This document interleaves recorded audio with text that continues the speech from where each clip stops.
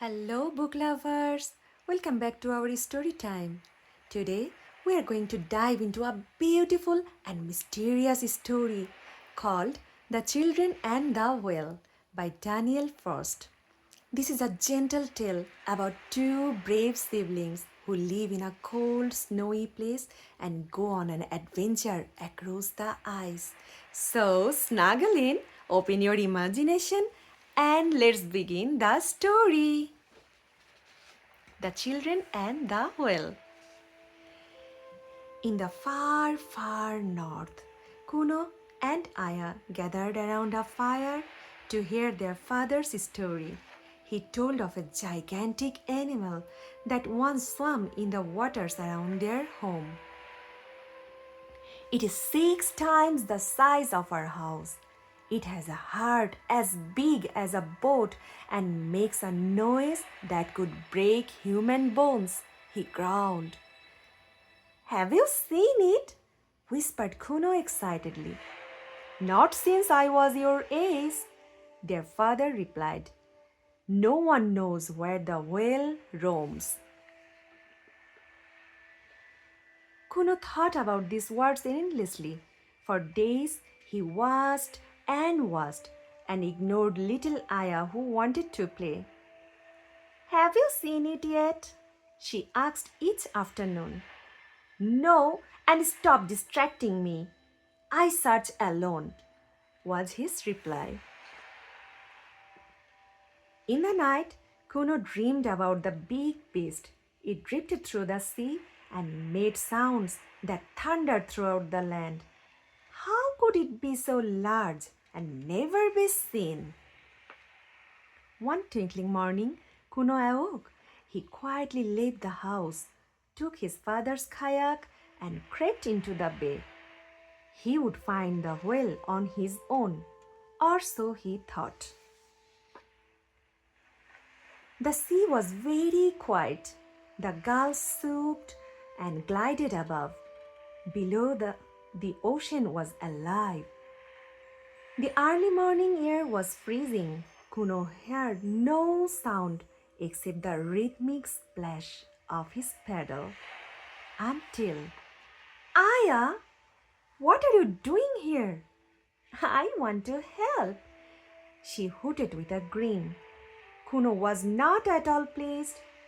He put her in the back and told her to keep quiet. Is that it there? Aya cried. No, it's a geyser. There are pipes in the ground that shoot out steam. Like the kettle at home? Aya squeaked. Yeah, kind of, said Kuno as he slowly paddled off. Look, the iceberg looks just like a tail. Aya giggled. It's so big above the water, but the rest sinks deep below where even the fish won't go. Kuno was silent. Hello, hello, she shouted. Maybe it's hiding in there. Well, if it was there, you have scared it away now, Kuno muttered meanly. Aya chattered excitedly. Her little voice echoed around the towers of ice, while Kuno stared longingly into the water, thinking of what giants might lurk below. When the ice became too packed, they took to the land. We are never going to find it now, Kuno huffed. But Aya took no notice. Look, ice bubbles! Maybe they were made by an animal below. Kuno was getting more and more cross as Aya clattered around.